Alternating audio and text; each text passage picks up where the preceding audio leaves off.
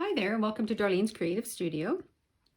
I am just going to do a quick flip through of a envelope journal that I just created.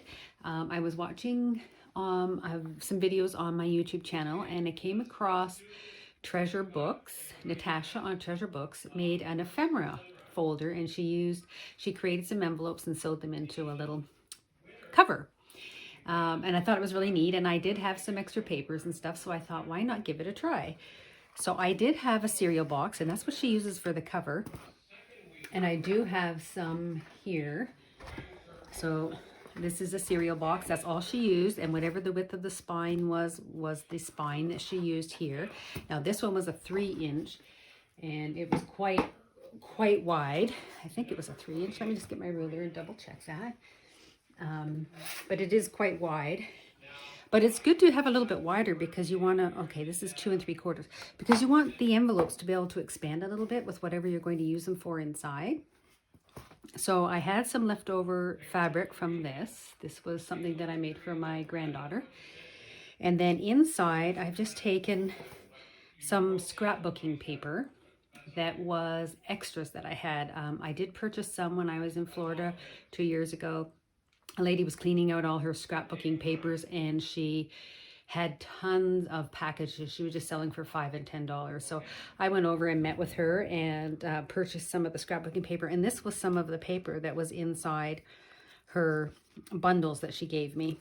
And again, I just had them stashed away. And now that I'm doing my purge in my studio, I'm trying to come up with some ideas to use the papers and stuff for.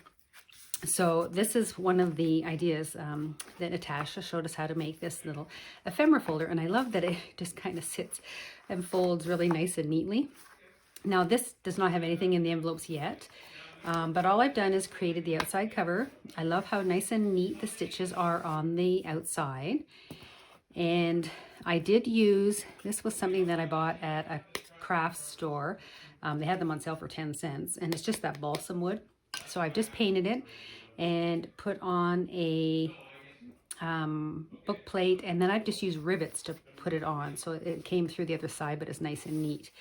And this is just all scrapbooking paper. I did use some fabric in the center. And all I've done is created the envelopes on my envelope punch board.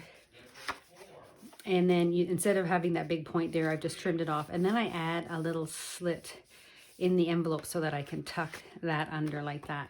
So now there's 12 of these, and she was just doing an ephemera folder, and then she said each month she could use some of the ephemera.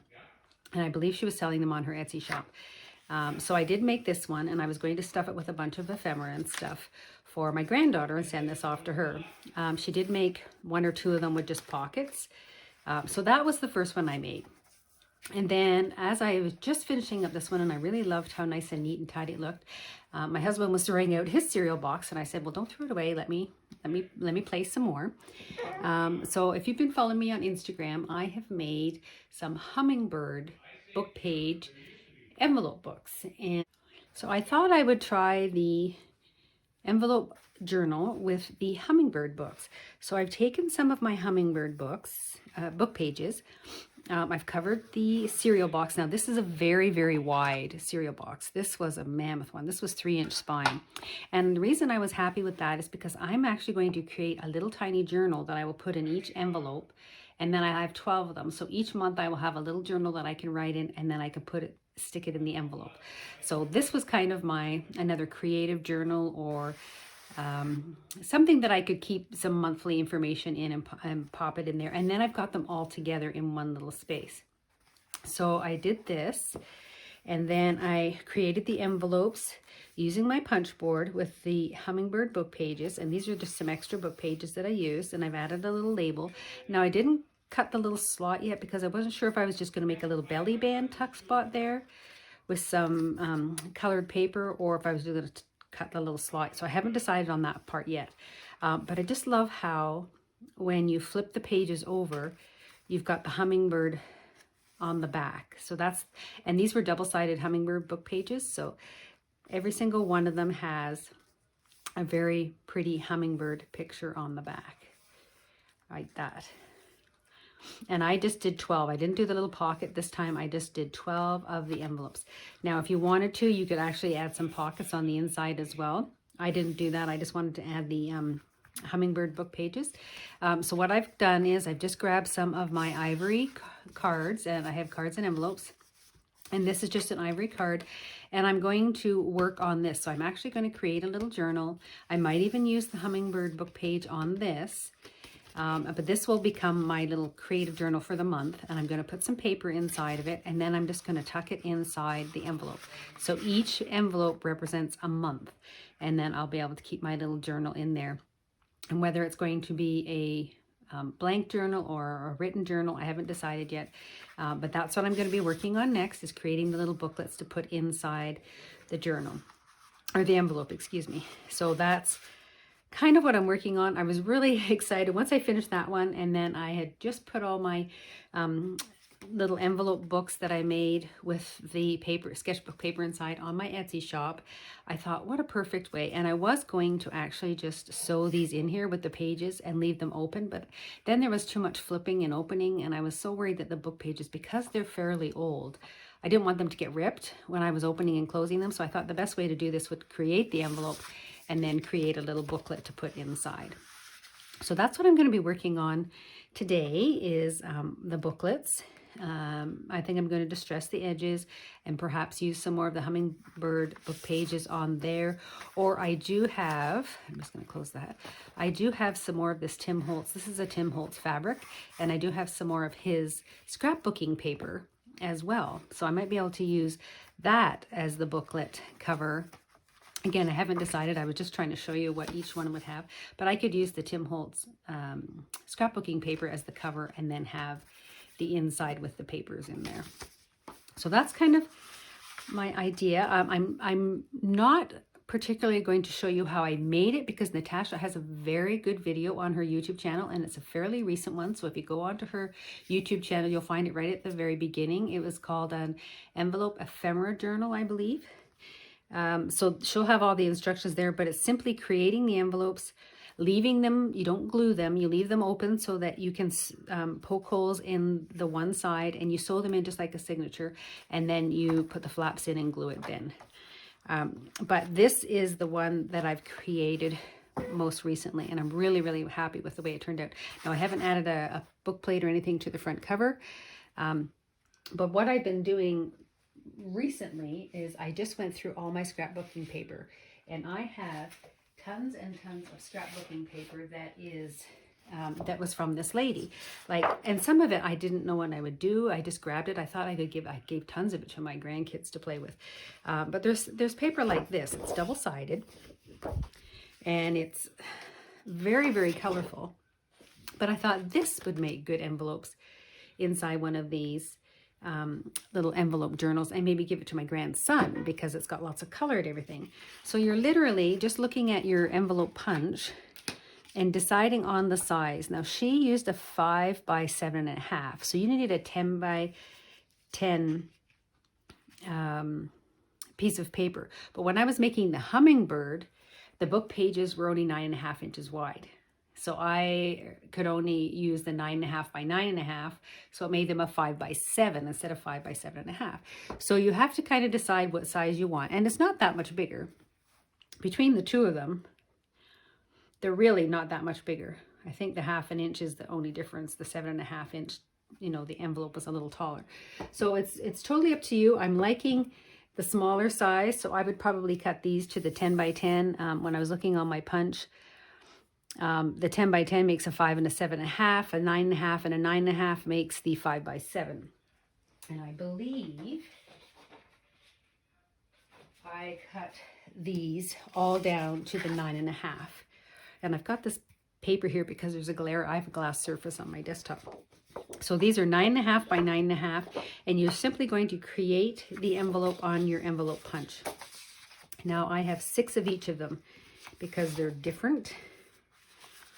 So I have 6 of each of these, and I thought they would go really cool together. And I didn't know whether I would do every other one as this color and every other one as this color. So it would be really, really bright. So I do 3 in the graphic, and then 3 in the other side. And it's so simple. If you have one of these envelope punches, it's great. If not, you could probably create your own envelope just using a template. The 9.5 and the 9.5. Let me just double check. 5 by 7. Yeah, so you punch it at the 4. Or score it at the 4. Let me just get my little thing here. And I'm just really quickly going to show you how I did this. So punching. And you're scoring along there. And the hummingbird book pages were fairly thick, so I didn't want to rip them, but you had to give them a really good score, just like the cardstock. This is a little bit thinner cardstock, so this would work really well for making envelopes, but you want to make sure that you score them enough that you can bend them, because cardstock needs to be scored in order to bend it so that it doesn't get little tears in it. And again, you just rotate it. You start with the 4-inch, rotate it once, and then just match up the line to this little thing poking out here. Let me just move that. This little thing that pokes out here. And then when you turn it the 3rd time, you'll match it up to your 4 again. But this does not match up to anything, so you've got to line up your little, and I've got terrible lighting in here, so let's say it's about there. So you're literally just creating that envelope.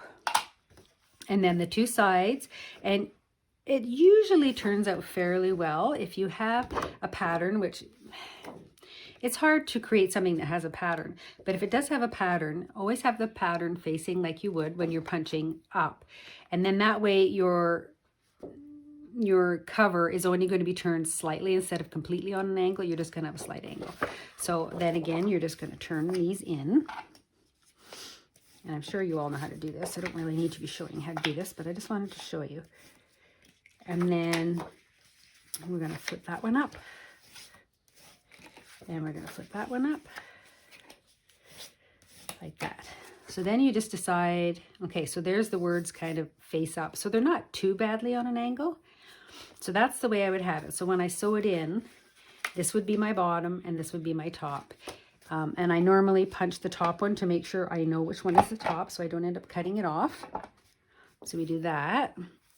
And then we just take our scissors.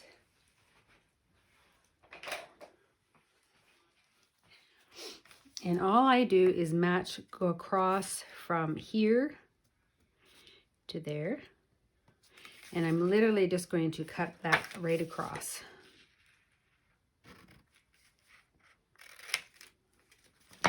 And you can make a line with your pencil. So now you have an envelope with a flat surface there, and I've rounded that corner so I know it's the top. So then when I sew it into my book, I'll be able to open it up, punch my holes on this seam, the bottom flap, and sew it in just like a signature. And then once it's sewn in, you close these up.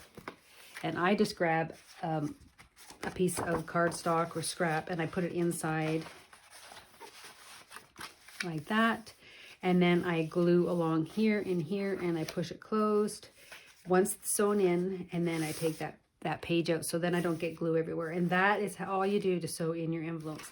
Simple, quick, and easy, and they're a lot of fun to make. And I mean, doing 12 of them, you can use it for a year.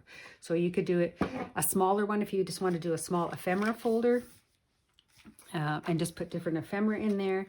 And for this little pink one, I have all the scraps left over that were the strips that I cut off. So these were the strips that I cut off of these other colorful ones. And I'm going to save all these. And this paper is Prima Marketing 2007, and it's called the Pulse Collection. And the one was called Rhythm, and the other one was called Tagged. And like I say, they were double-sided, so it's kind of nice to use both sides. So I will save all those, and then you can just cut all different tags out of them, or whale tail tabs. I've cut some tabs for whoever's getting this journal. Oops, some little tiny tags, and then some larger tags. And I like this one because a lot of it was plain on the back, so they could actually write on them as well. So that's what I did with all the scraps, and they're going to get these as well with the journal, with this journal. And then the orange, I had a little bit left over, and that's just like journaling cards or something like that. So that's going to go with the journal. So there's that one. And then this one, I think what I will do is I will do 3 like this, and then maybe 3. So I will turn this over. Let me just move this out of the way. And I will do 3 that are green. So let's see what this will look like. There we go, like that. And so this I've marked it on the 4. It always tells you what number to score it at. So it says 4. So you set up your first one and you punch it there and you score it. And then you take this line, you're going to turn it counterclockwise, and you're going to line it up with that little piece sticking out. And that's your second punch and your score. And then when you rotate it, you should be at the 4 again. And then you just score. And then line up that last one. Again, it won't be a mark that you can see. You just line up this little tongue sticking out. And then again, if you want to, you can punch the 2 sides. Those are the ones I know are turning in. And then I just have to decide. So it's going this way, right? That it's going this way. I just want to see which is the way I want it to face up. So the only reason I'm doing that, you're not going to see it from this side, right, when you close it, but when you flip the book over the envelope over, you'll be able to see the back. So that's the way up it. So this is going to be the bottom, this is going to be the top. So again, I'm going to round out that top so I know not to cut it off. And I've done it a couple of times. So now we'll just score those. I know this is the bottom, so I'm going to score that one. And I know that's the top. I'm going to score that one. And then I just save the little piece that I cut off the top. And I just use that as my little, instead of having to measure it every single time and use a pencil, make a line, I literally just line it up and cut it off. Save myself a lot of time. So there's my first one and there's my second one. So I'm going to do 3 of each of these colors, and then I will do, so I got another one here, and then the other side is pink. So I will do 3 in this side and 3 in the pink, and that's going to be a really colorful one that I make for another child, grandchild. So that's basically it, really. You create the envelopes, you get them all made, and then you take your cereal box and you're going to cut it down to size that you need. And you're literally, and again, Natasha does a very good job of explaining all this. You're literally going to, this will be your spine, and this will be your front cover, and you're literally going to have 1/8 of an inch on the top, on the both top and bottom, and on one side. This will line up with your fold, and that's all you have to do to cut it. So I just go ahead and cut my cereal box off, and then I trim it down and everything to the way I want it. And then I save one of these strips here. Save this strip if you can. And then you can reinforce the spine by adding a little strip on the inside. So you'll have double thickness of the cereal box for your spine. And then when you're poking holes through it and everything, it won't be so flimsy. But that's basically, and then you just cover it in fabric. So go over and check out her channel. I will put a link below the video. But I just wanted to share with you some of the things that I'm working on. I've got tons of the scrapbooking paper and I want to use it up. So this is, I'm just going to make a couple of these and get going with getting rid of some of this. I also have this paper. I just love this paper. And this would be the outside because the back is, of course, gray. So that would be the inside of the envelope. But I don't have 12 of them. So for this one, I'm going to try and find a paper that will match this, and then I'll do 6 and 6. So I'll have a variety of papers. But I just thought that one would be really cool as envelopes as well. And maybe something lighter like the pinks or something like that, or something with some whites on it. But I'm just, these were all papers that I got from this lady, and they say she was just clearing out her stash. She might have been buying it, or she might have been a sales rep, I don't know. But she had tons of it. This is Fisker's, excuse me, I think that's Fisker's Heidi Grace Designs. A Little Bird's Tail Paisley. So that's the name of that one. And again, these are fairly old. I think this one is 2008. So yeah, so these are fairly older ones. She must have had these in her stash for a while, but that's all I've done is I've just gone through all of my cardstock and my scrapbooking paper and found anything that I thought would make really awesome envelopes, and then I can use up some of this paper. Here's some with a whole bunch of greens. What's on the other side? Oh, that orange thing. And again, I don't know if I'd ever use anything with the candelabra, so that would be, I would cut that piece off, and this would be the inside. This could be the outside of the envelope, so this could match with something else. Maybe that could be the blue and the greens.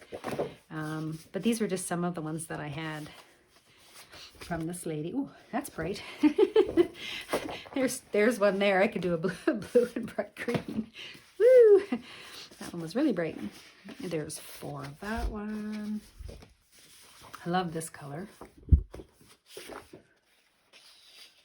Oh, there's 2 like that. So maybe even a collection of, or in a range of different papers if they all kind of go together. But I just wanted to, again, use up some of the papers that I had. So I'm just going to go through them all and find, you know, what goes with what, and make some of these. A couple more of these. Oh, there's some more. These were some more of the other ones she had. So they're just so bright and colorful. I just thought they would make great great envelopes. And then that's on the inside of the envelope. So there would be 6 in that color. And then I have a couple in this one. So that might be pretty as well. And that would be on the inside. So just mix and match. Find what you have in scraps and just kind of put a couple things together and see what you can do and use up your old scraps. But that's what I'm going to do. I'm going to make a couple of these little ephemera envelope journals, stash thingies. I like the idea of creating 12 of them and making a year's worth and putting 12 of something in there, whether it's a little journal or maybe even ephemera for each month. When you have a creative journal, when you're working in a journal, you could have all your little bits and pieces that you want to use for that month's journal. So that's what I'm working on. I'm going to make a whole bunch of these and get rid of all of this scrapbooking paper. There's a really, really bright one. Wow. But that, just a fun project to use up your scraps, and then you can use it. You can even, you know, label them on the sides here. Put a little something hanging here and label them and put them in there and put all your ephemera in there. So this could be all postage stamps, you know, that kind of thing. But that's a quick and simple, fun little project that I'm working on, and I will probably do these for my grandkids and use up some of my scrapbooking paper. So don't forget to follow me over on Instagram. It's Darlene's Creative Shop. And I normally will post what I'm working on for the day or the week, and then I'll try and do a video afterwards showing how I make them. And I am hoping to do another tutorial. I have another little project set aside here, and I'll be working on that probably next week. So that's it for today. Thanks so much for watching, and hope to see you real soon. Bye for now.